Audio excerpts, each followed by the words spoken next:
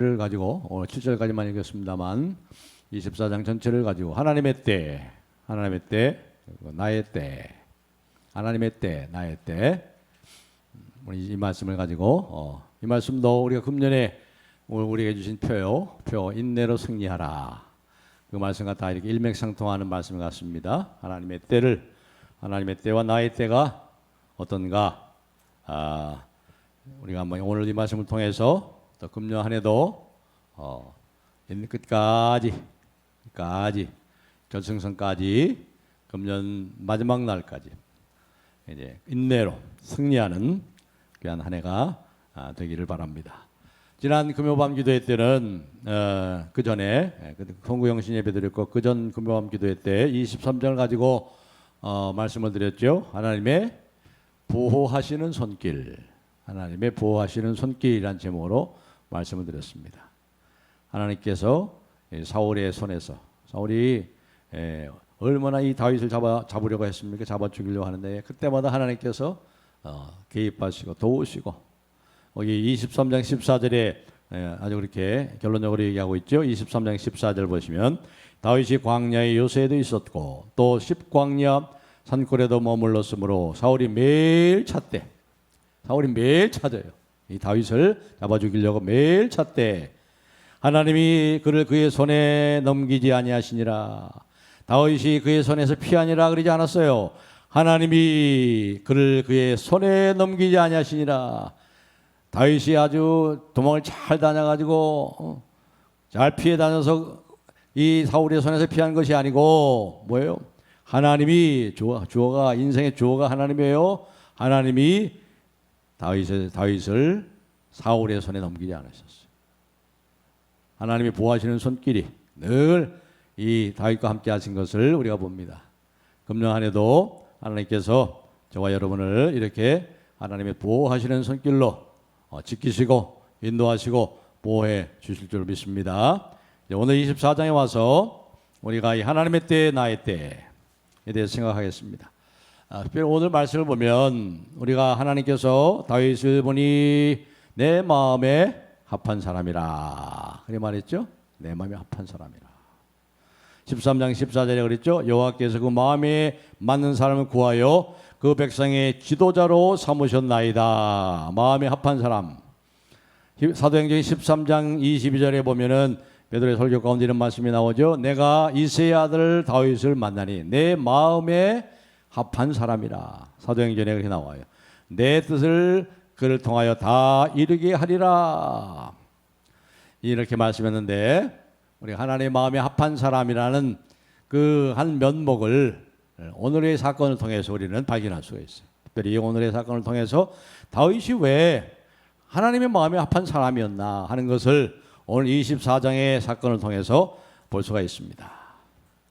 오늘 말씀해 보시면 이제 사울이 이제 다윗을 잡으려다가 하나님께 특별한 보호하심 속에서 다윗을 그 손에 넘기지 아니하므로 이제 다윗이 거기서 어디로 도망가냐면 이제 엔게디 광야로 도망갑니다.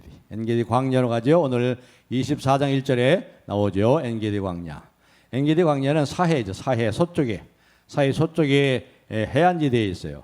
사해가 물론 바다는 아니지만 그래서 해안이라는 말은 좀 어울리지 않지만 그러나 사해 서쪽에 그 해안 지방의 해안 그 접경에 아주 이렇게 풍평 솟아난 그림같이 아름다운 곳이에요.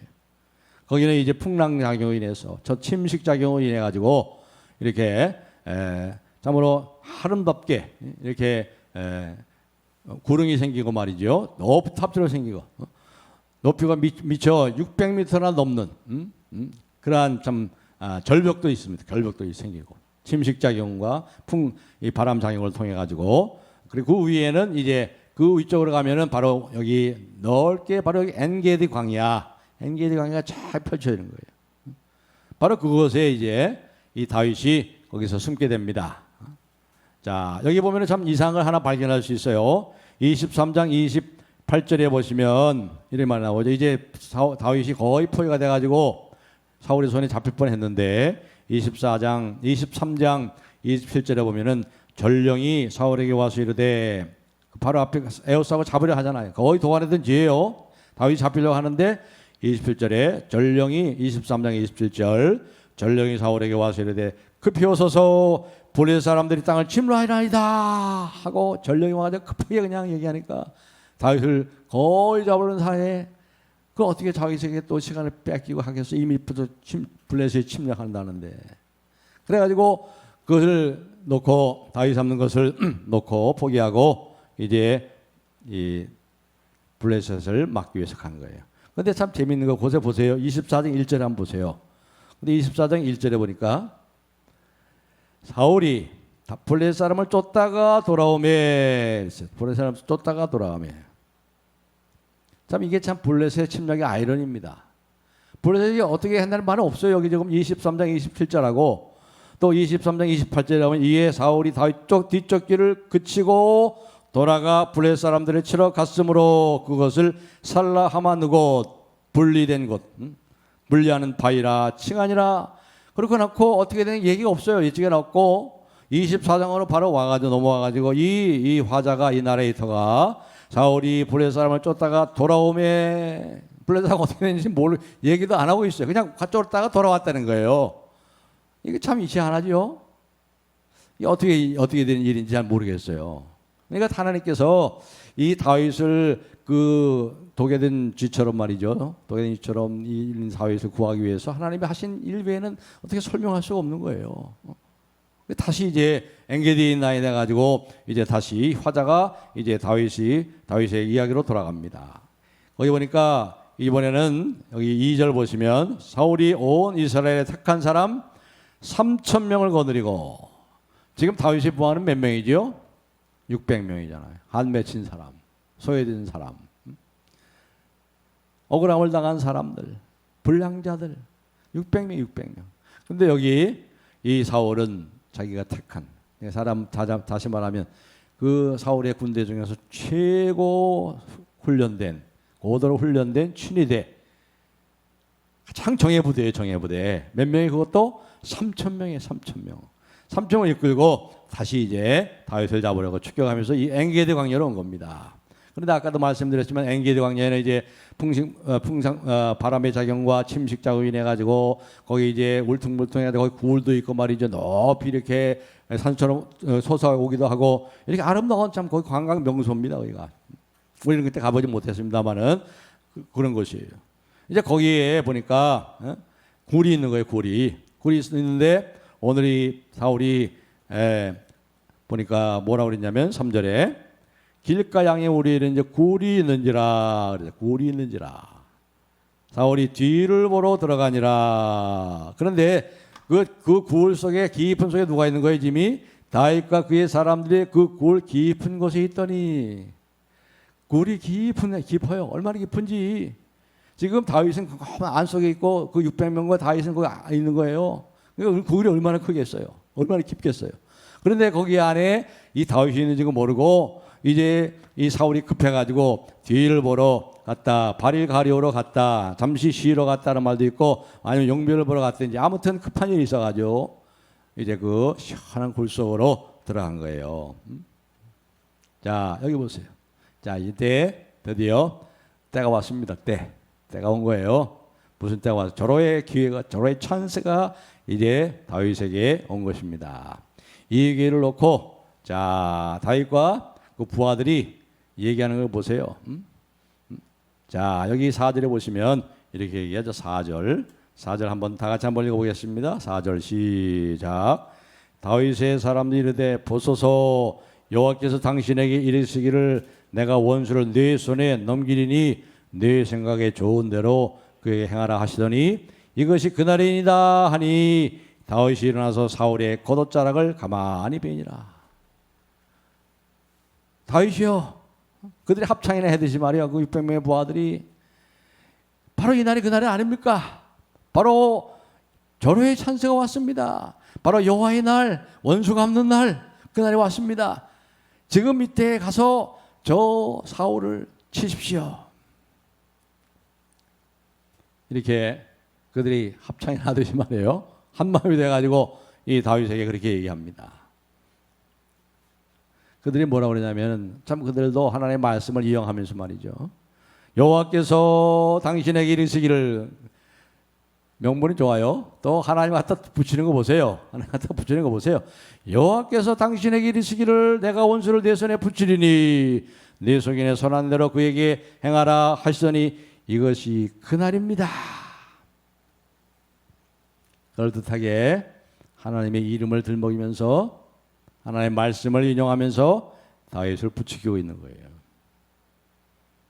참으로 한이 많고 이 무지한 부하들, 억울하고 피해 의식 속에서 계속 쫓겨 살던 이 600명의 부하들이 컴컴한 동굴 속에서 그렇게 하는 거 이해는 됩니다. 이해는 돼요.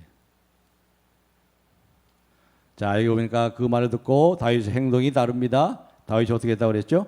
살금살금 다가가서 그 겉옷자락을 살짝 뺐다고 그랬어요. 살짝 뺐다고 그랬어요. 이 말은 뭡니까? 단칼에 칠 수 있어요. 단칼에 죽일 수도 있었던 거예요. 옷을 뺐다는 것은, 여러분, 옷은 뭘 상징하는 거죠? 그 사람의 신분을 상징하는 거잖아요. 그러니까 이 다윗은 왕의 옷을 입은 거 아닙니까? 이 전투에 나갔지만 다른 군사들 3,000명의 진위대와 다르게 왕의 옷을 입었는데, 그 옷을 뺐다는 것은 뭐예요? 바로 왕됨을 공격하는 거 아니에요. 다시 말해서 잘 쓰면 어떤 말이 쿠데타란 말이죠. 쿠데타, 찬탈하는 거죠. 그렇게 하고 나서 이 다윗이 말이에요, 굉장히 마음에 이 양심의 가책을 느꼈어요. 마음에 찔렸다고 그랬어요. 마음에 찔려가지고 5절에 가서 한번 보겠습니다. 5절에 뭐라고 합니까? 그리한 후에 옷자락을 겉옷을 가만히 베니라. 그리한 후에 사울의 옷자락 뱀으로 말미암아 다윗의 마음이 찔려. 다 같이 6절 읽겠습니다. 시작. 자기 사람들에게 이르되 내가 손을 들어 여호와의 기름 부음 받은 내 주를 치는 것은 여호와께서 금하시는 것이니 그는 여호와의 기름 부음 받은 자가 됨이니라 하고. 이 다윗은 그 옷을 벤 것만 가지고도 왕의 옷을 뱄어. 다시 말해 왕 자신을 공격하는, 내가 왕이다, 쿠데타를 일으키는 그런 마음이 있었겠죠. 그런 마음. 죽이지는 않았지만 그런 마음을 가지고 왕의 손을 댄 거 아니에요. 그것만 가지고도 마음에 찔려 가지고 이렇게 얘기해요. 하나님의 기름 부음 받은 자 내가 손으로 대했다는 거죠. 여호와의 기름 부음 받은 자, 다 아시다시피 세 사람을 세울 때 우리가 기름 붓죠. 기름 머리에서 쭉 붓죠. 첫째는 선지자, 그다음에 제사장, 그다음에 왕이잖아요. 그러니까 여러분, 여호와의 기름 부음 받은 자를 손을 댄다는 것은 이건 뭐예요? 신성불가침이에요. 신성불가침. 다시 말해서 하나님께서 그 지도자를 세울 때 지도자를 위임한단 말이죠. 하나님의 모든 권위를 위임하는 거예요. 그렇기 때문에 그 하나님의 세운 여호와의 기름 부음 자를 공격하는 것은 결국 그를 세운 하나님을 공격하는 거예요. 신약성경에 예수님께서 이렇게 말씀하셨어요. 너희를 영접하는 자는 나를 영접하는 것이요, 나를 영접하는 자는 뭐라고 그랬죠? 나를 보내신 이를 영접하시는 거구나. 예수님께서 자세하게 말씀했어요. 그렇기 때문에 결국 이것은 뭐예요? 세우신 하나님을 공격하는 거지요. 그 앞에 우리가 23장 18절 이하에서 우리가 봤죠. 사울이 그 아히멜렉 제사장에 가가지고 배고파가지고 왔을 때 먹을 것을 줍시오 해가지고 떡을 받고 그다음에 무기를 얻어가 나왔죠. 그 소식이 사울에게 들렸을 때 사울이 거기 노브에 왔죠. 그 제사장이 사는 곳 노브로 와가지고 어떻게 했죠? 85명의 제사장을 다 죽였어요. 이게 무슨 의미라고 그랬죠? 제사장을, 하나님이 기름 부은 제사장을 85명이나 사울이 다 죽여버렸어요. 에돔을 통해서. 다시 말해서 하나님과 완전히 결별하는 거죠. 하나님이 인정하지 않는 거예요. 하나님을 공격하는 것이고 하나님과 완전히 결별하는 거예요. 이것을 알고 있는 다윗, 그럴듯하게 하나님의 말씀을 인용하면서 이때가 바로 하나님의 때라고 그렇게 난폭하게 그리고 이 다윗을 부추기는 사울을 치려고 강력하게 지금 얘기하고 있는 이 부하들 금하고 있잖아요. 금하고 7절에 그렇게 말하죠. 7절에 다윗이 이 말로 자기 사람들을 금하여 사울을 해하지 못하게 하니라. 사울이 일어나 굴에서 나가 자기 길을 가니라. 사울은 그 안에 무슨 일이 일어나는지 몰라요. 그것도 모르고 사울은 거기서 그 길을 굴을 빠져나가서 자기 길을 가는 거예요. 자, 여기 이 상황을 우리가 다시 한번 자세하게 한번 살펴보겠습니다. 슬로우 모션을 해가지고 딱 돌려가지고 슬로우 모션으로 딱 한번 살펴봅시다. 자, 사울이 이제 혼자서 이 동굴 속으로 들어갑니다. 발을 가리기 위해서, 아니면 용변을 보기 위해서, 아니면 잠시 쉬기 위해서. 사실상 사울도 얼마나 힘들겠어요. 계속해서 매일 그냥 다윗을 잡아 죽이려고 하고 조금 전에는 블레셋이 쳐들어옵니다 하고 갔을 때 얼마나 힘들었겠어요. 근데 그 동굴에 이미 다윗이 있는 거예요. 600명의 부하들과 함께 있습니다. 전혀 이 사울은 눈치를 못 채요. 아마 다윗의 마음속에 이런 마음이 스쳐갔을 것입니다. 내가 네 원수를 네 손에 붙이리라. 이런 생각이 안 일어났겠어요? 절호의 찬스죠. 지금 부하들도 다 한 목소리로 합창하듯이 바로 이때가 그때 아닙니까? 바로 초를 키고 왔습니다. 그렇게 얘기를 하는 거예요. 그 말을 듣고 다윗도 그런 생각 안 했겠어요? 내가 네 원수를 네 손에 붙이리라. 그런 생각이 지쳐갔을 거예요.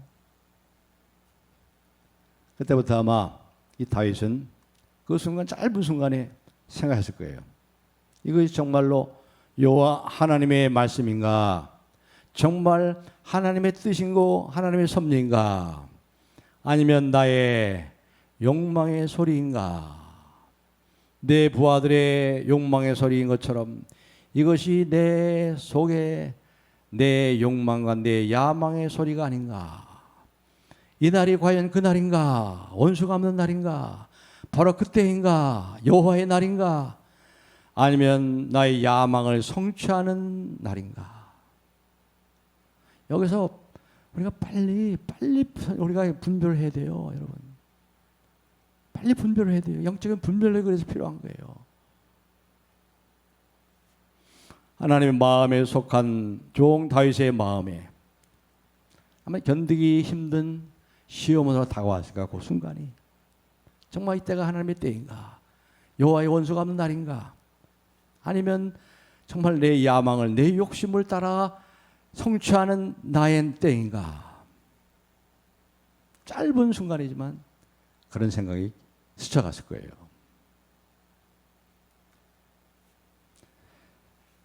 이 다윗이 이러한 긴장의 순간에 이 시험을 어떻게 통과했을까요? 중요한 원리가 있는 거예요. 중요한 원리. 중요한 원리가 뭐죠? 여호와의 기름 부음 받는 자를 내 주를 치는 것은 여호와께서 금하시는 것이니. 분명한 원리가 있어요. 분명한 원리. 그는 여호와의 기름 부음 받은 자가 됨이니라. 하나님의 말씀이 말씀. 기준이에요, 기준. 캐논이죠, 캐논. 캐논이 뭐예요? 캐논은 말씀이죠. 기준이에요, 기준. 그것으로 하는 거야, 그것으로. 하나님의 뜻은 반드시 하나님께서 하나님의 때에 하나님의 방법으로 행하실 것이다. 하나님은 스스로 모순된 분이 아니다. 하나님께서 그 계획을 이루시는 뜻을 가지고 계시다면 그 계획을 이루실 방법도 가지고 계실 것이다. 그렇게 생각한 거죠. 하나님이 인정하시는 방법을 통해서만 하나님의 뜻은 이루어진다는 거죠. 여러분, 좋은 기회 자체가, 좋은 기회가 왔다고 해서 반드시 하나님의 뜻이라는 증거가 없습니다. 예를 들어가지고 우리가 잘 아는 누구지요? 요나 선지자 보세요. 요나가 하나님의 뜻을 듣고 저 니느웨 가서 저 아수르 저 수도에 가서 저들에게 전파하라. 그런데 그 가기 싫은 거예요. 그래가지고 반대 방향 갔죠. 반대 방향으로 가는데 마침 다시스로 가는 배가 딱 또 준비되어 있어. 아주 그냥 시간이 정확하게 맞아 떨어져요. 좋은 기회가 왔어요. 그렇다고 요나가 그 다시스로 배를 타고 가는 것이 하나님의 뜻인가요? 하나님의 계획인가요? 전혀 아니잖아요. 저 반대잖아요. 전혀 반대인데 이상하게 잘 맞아 떨어져 갑니다. 다윗의 부하들이 이것을 보지 못한 거죠. 그들은 마치 하나님을 자기 손 안에 넣고 마음대로 주무르기 시작하는 거예요.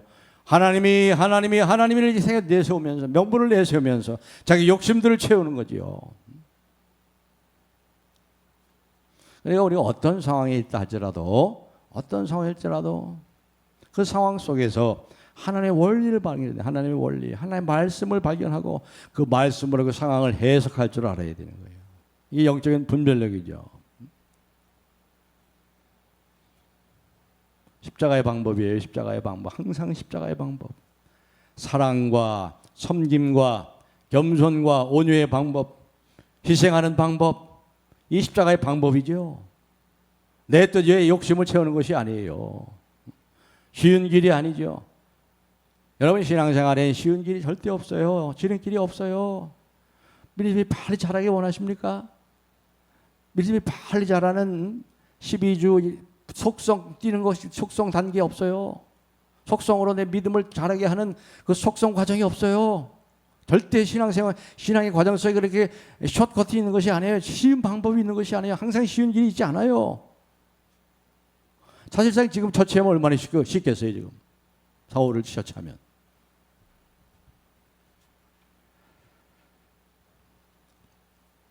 우리가 예수님을 봐도 그렇죠. 예수님을 보시더라도 우리에게 구름과 같이 허다한 둘러싼 많은 증인들이 있으니 그 구름과 같이 둘러싼 많은 증인들 중에 최고의 증인이 누구예요? 믿음의 주여 또 온전케 하시는 이 예수를 바라보자. 그러나서 그 예수님에 대해서 말씀합니다. 그는 그 앞에 있는 즐거움을 위하여 십자가를 참으사 부끄러움을 개의치 아니하시더니 하나님 보좌 우편에 앉으셨느니라. 그러므로 피곤하여 낙심하지 않기 위하여 이같이 자기에게 거역한 일을 참으신 자를 생각하라.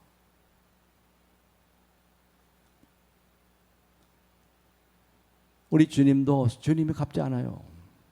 주님께서도 주님의 모든 그 원한과 그것을 아버지 손에 맡겼어요. 아버지 손에.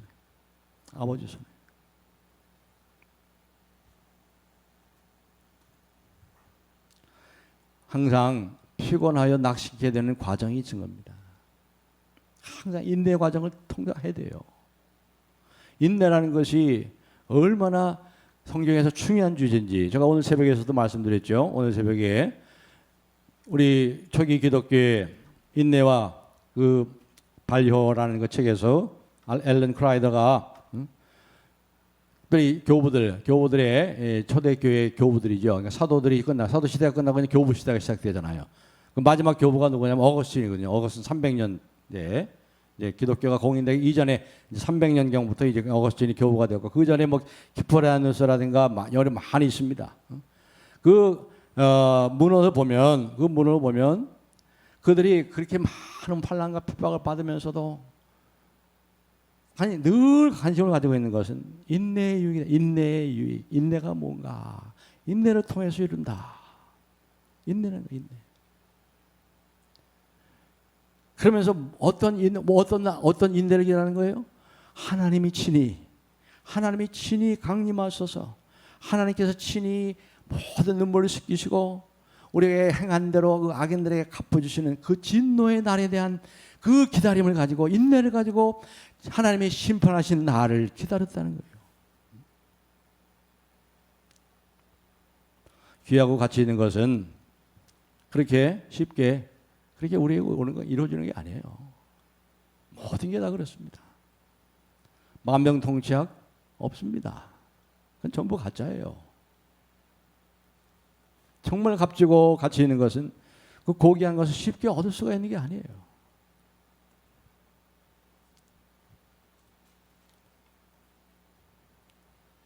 그래서 믿음의 역사와 사랑의 수고와 소망의 인내로 이루어지는 거예요. 믿음의 역사를 통해서, 사랑의 수고를 통해서, 소망의 인내를 통해서 이루어집니다. 갈라디아 6장 9절에도 우리가 선을 행하되 낙심하지 말지니 피곤하지 아니하면 때가 이르매 거두리라. 때가 이르매, 하나님의 때가 이르매, 나의 때가 아니에요. 나의 때가. 사울이 이제 그 동굴에서 자기 볼일을 보고 나갔습니다. 겉옷이 베어진지도 모르고 나갔습니다. 12절 한번 볼까요? 24장 12절 우리 다 같이 한번 읽겠습니다. 12절 시작. 여호와께서는 나와 왕 사이를 판단하사 여호와께서 나를 위하여 왕에게 보복하시려니와 내 손으로는 왕을 해하지 않겠나이다. 이게 아까 말했던 초기 교회, 초기 기독교회 인내의 발효예요. 인내의 발효. 이 말이 여기서 12절만 있는 것이 아니라 15절에도 있어요. 15절 보세요. 그런즉 여호와께서 재판장이 되어 나와 왕 사이에 심판하사 나의 사정을 살펴 억울함을 풀어주시고 나를 왕의 손에서 건지시기를 원하나이다 하니라. 하나님이 갚아주신다. 초기 기독교의 그 신앙의 성도들 많은 환난과 핍박 속에서 순교의 그 희생과 많은 고난 속에서 하나님이 갚으신다. 하나님이. 그 하나님의 때를 기다리면서 그들이 300년을 기다려요. 300년을.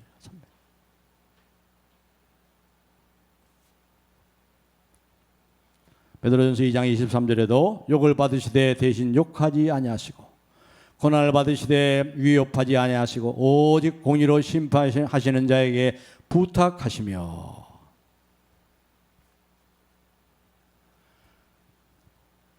하나님 우리 편에서 보면 하나님이 참 시간적으로 굉장히 늦으신 것 같아요. 늦으신 것 같아요. 하나님은 항상 늦으신 것 같아요. 하나님 항상 지각하시는 것 같아요. 하나님의 응답이 항상 늦어요. 그래서 사람들이 낙심하는 거예요. 서서히 펼쳐지는 하나님의 목적과 계획을 기다리는 일은 참으로 그래서 어려운 일인 거예요. 어려운. 출애굽기 14장 13절에도 너희는 가만히 서서 여호와께서 오늘날 너희를 위하여 행하신 구원을 보라. 그때 우리가 하나님의 말씀대로 참 기다린다는 게 참 쉽지 않아요.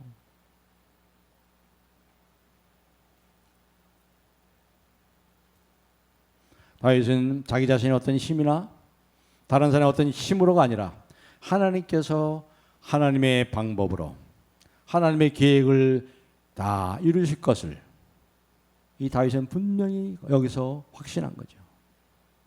그렇기 때문에 사랑하는 성도님들, 여러분 금년 한 해도 여러분에게 어떤 상황이 온다 할지라도 그 상황이 어떠하든지 간에 하나님의 자녀는 하나님을 바라보며 기다리는 일을 배워야 되는 거예요. 인내하면서 하나님이 하셨구나. 또 하나님이 하셨구나. 이것도 하나님이 하시겠구나. 이 원리를 터득해야죠. 이 원리를.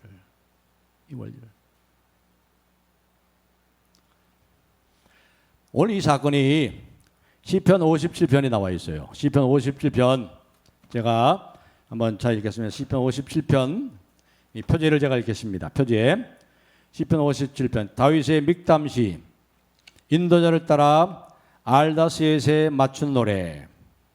다윗이 사울을 피하여 굴에 있던 때 바로 그렇죠. 바로 사울을 피하여 굴에 있던 때 바로 오늘 24장의 사건을 회상하면서 이 다윗이 시편 57편을 기록한 거예요. 자, 1절 한번 읽겠습니다. 앞에 1절 있습니다. 시작. 하나님이여 내게 은혜를 베푸소서. 내 영혼이 주께로 피하되 주의 날개 그늘 아래에서 이 재앙들이 지나가기까지 피하리다. 아멘. 이 재앙들이 피하기까지 내가 주님께 피하고 주님을 기다리겠습니다. 2절에 보시면 내가 지존하신 하나님께 부르짖으며 곧 나를 위하여 모든 것을 이루시는 하나님께로다. 다윗은 우리가 이 앞에 나서도 살펴봤지만 말이죠. 다윗이 항상 이런 상황 속에서 내가 올라가리까? 올라가라. 저절을 내 손에 맡기리까? 내가 네 손에 맡긴다. 항상 하나님께 물었어요.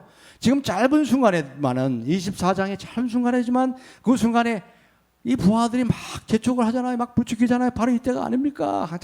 하나님께서 저 원수를 당신의 손에 맡겼습니다. 바로 오늘이 그날입니다. 하고 할 때도 이 다윗은 어떻게 했어요? 뭐라고 그랬어요? 여기 2절에 하나님이여 내가 지존한 하나님께 부르짖으며 그 나를 위하여 이 모든 것을 이루시는 하나님께로다. 부르짖고 기도하고 하나님 뜻을 묻고 기다리면서 그리고 57편 4절에는 이렇게 말씀하죠.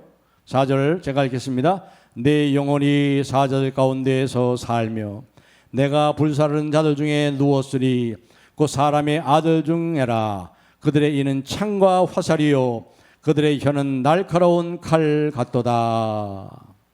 이 사울의 3,000명의 그 친위 부대를 이렇게 말하잖아요. 그 은밀한 장소에서 이 다윗은 어떻게 했습니까?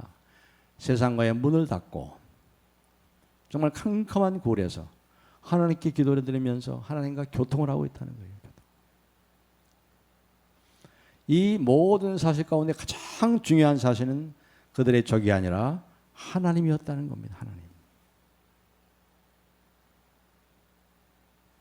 그리고 적들에 대한 그 모든 공포가 하나님을 믿는 그 믿음으로 다 물러갑니다.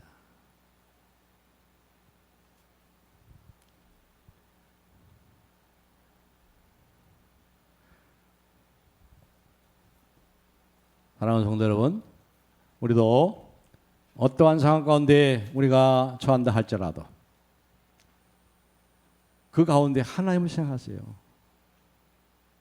그 상황이라든가 나를 공격하는 또 여러 가지 어려운 상황들 그 상황보다도 거기서 하나님이 계시고 하나님이 다스리시고 하나님께서 하나님의 계획대로 하나님의 방법대로 반드시 이루신다는 것. 그래서 그 어려운 상황에서도 하나님의 나의 피난처가 되십니다. 그래서 그 상황 다시 한번 그 상황을 우리가 돌아가 생각하면은 다윗이 멀리 살살 갔잖아요. 살금살금 가가지고 이 다윗의 옷에 칼을 벨 정도로 다윗은 용기가 있었죠. 그 정도로 담대했어요. 하나님이 자기와 함께함을 알기에. 지금 다윗이 사울이 문제가 아니고 그 3,000명의 친위대가 중요한 게 아니고 그들이 무서운 게 아니고 적이 아무리 크다 할지라도 하나님을 믿고 하나님 나의 피난처십니다. 이제 말씀 뵙겠습니다. 우리가 분명히 기억하십시오. 모든 걸 기억하십시오. 내 사랑하는 자들아 너희가 친히 원수를 갚지 말고 진노하심에 맡기라. 기록되었으되 원수 갚는 것이 내게 있으니 내가 갚으리라. 주께서 말씀하시니라. 그것이 초기 기독교의 인내의 중요한 동기가 됐어요. 그는 그 말씀을 붙잡고 하나님이 갚으신다. 하나님의 때가 기다리면서 나의 때가 아니라 하나님의 때. 찰스 웨슬레는 그래서 다음과 같은 은혜의 찬송을 지어서 이러한 믿음을 우리에게 얘기하고 있습니다. 찬송가 441장이죠. 비바람이 칠 때와 물결 피일 때 사랑하는 우리 주 나를 품어 주소서. 풍파 지나가도록 나를 숨겨주시고 안식 얻는 곳으로 주여 인도하소서. 나의 영혼 피할 때 예수밖에 없으니 혼자 있게 마시고 위로하여 주소서. 구주 의지하옵고 도와주신 비오니 할 수 없는 죄인을 주여 보호하소서. 오직 하나님밖에 없어요. 하나님이 다 하세요. 하나님이 다 하세요. 그 상황 속에서 하나님이 계세요. 그 동굴 안에 하나님이 계시고 동굴 밖에 하나님이 계시고 그 모든 상황을 통으로 하나님이 다스리고 계세요. 하나님이 계세요. 하나님이.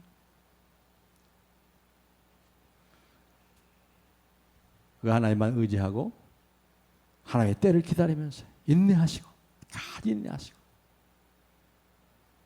금년 한 해 저와 여러분이 인내로 승리하는 이 승리의 해가 풍성한 하나님을 경험하는 신실한 하나님을 만나는 풍성한 은혜가 넘치는 한 해가 되기를 주님의 이름으로 축복합니다.